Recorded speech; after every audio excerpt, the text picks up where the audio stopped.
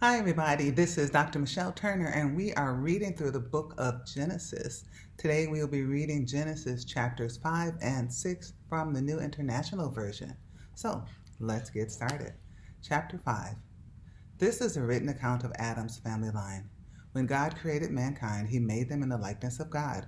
He created them male and female and blessed them, and he named them mankind when they were created. When Adam had lived 130 years, he had a son in his own likeness, in his own image, and he named him Seth. After Seth was born, Adam lived 800 years and had other sons and daughters. Altogether, Adam lived a total of 930 years, and then he died. When Seth had lived 105 years, he became the father of Enosh. After he became the father of Enosh, Seth lived 807 years and had other sons and daughters. Altogether, Seth lived a total of 912 years, and then he died. When Enosh had lived 90 years, he became the father of Kenan. After he became the father of Kenan, Enosh lived 815 years and had other sons and daughters. Altogether, Enosh lived a total of 905 years, and then he died. When Kenan had lived 70 years, he became the father of Mahalalel. After he became the father of Mahalalel, Kenan lived 840 years and had other sons and daughters. Altogether, Kenan lived a total of 910 years, and then he died. When Manel, sorry about that, my timer went off. Um, let's see. Okay, and then he died. When Mahalalel had lived 65 years, he became the father of Jared. And after he became the father of Jared, Mahalalel lived 830 years and had other sons and daughters. Altogether, Mahalalel lived a total of 895 years, and then he died. When Jared had lived 162 years, he became the father of Enoch. After he became the father of Enoch, Jared lived 800 years and had other sons and daughters. Altogether, Jared lived a total of 962 years, and then he died. When Enoch had lived 65 years, he became the father of Methuselah. After he became the father of Methuselah, Enoch walked faithfully with God 300 years and had other sons and daughters. Altogether, Enoch lived a total of 365 years. Enoch walked faithfully with God, then he was no more because God took him away. When Methuselah had lived 187 years, he became the father of Lamech. After he became the father of Lamech, Methuselah lived 782 years and had other sons and daughters. Altogether, Methuselah lived a total of 969 years, and then he died. When Lamech had lived 182 years, he had a son. He named him Noah, and he said, "He will comfort us in the labor and painful toil of our hands, caused by the ground the Lord had cursed." After Noah was born, Lamech lived 595 years and had other sons and daughters.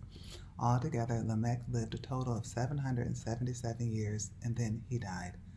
After Noah was 500 years old, he became the father of Shem, Ham, and Japheth. Chapter 6. When human beings began to increase in number on the earth, and daughters were born to them, the sons of God saw that the daughters of humans were beautiful, and they married any of them they chose. Then the Lord said, "My spirit will not contend with humans forever, for they are mortal. Their days will be 120 years." The Nephilim were on the earth in those days, and also afterward, when the sons of God went to the daughters of humans and had children by them. They were the heroes of old, men of renown. The Lord saw how great the wickedness of the human race had become on the earth, and that every inclination of the thoughts of the human heart was only evil all the time. The Lord regretted that he had made human beings on the earth, and his heart was deeply troubled. So the Lord said, "I will wipe from the face of the earth the human race I have created, and with them the animals, the birds, and the creatures that move along the ground, for I regret that I have made them." But Noah found favor in the eyes of the Lord. This is the account of Noah and his family. Noah was a righteous man, blameless among the people of his time, and he walked faithfully with God. Noah had 3 sons, Shem, Ham, and Japheth. Now the earth was corrupt in God's sight and was full of violence. God saw how corrupt the earth had become, for all the people on earth had corrupted their ways. So God said to Noah, "I am going to put an end to all people, for the earth is filled with violence because of them. I am surely going to destroy both them and the earth. So make yourself an ark of cypress wood. Make rooms in it and coat it with pitch inside and out. This is how you are to build it. The ark is to be 300 cubits long, 50 cubits wide, and 30 cubits high.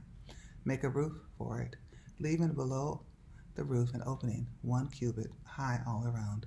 Put a door in the side of the ark and make lower, middle, and upper decks. I'm going to bring floodwaters on the earth to destroy all life under the heavens, every creature that has the breath of life in it. Everything on earth will perish, but I will establish my covenant with you, and you will enter the ark, you and your sons and your wife and your sons' wives with you. You are to bring into the ark 2 of all living creatures, male and female, to keep them alive with you. 2 of every kind of bird, of every kind of animal, and of every kind of creature that moves along the ground will come to you to be kept alive. You are to take every kind of food that is to be eaten and store it away as food for you and for them. Noah did everything just as God commanded. So that concludes chapters 5 and 6 from the book of Genesis. May the Lord bless you, and may the Lord add a blessing to the reading of his word.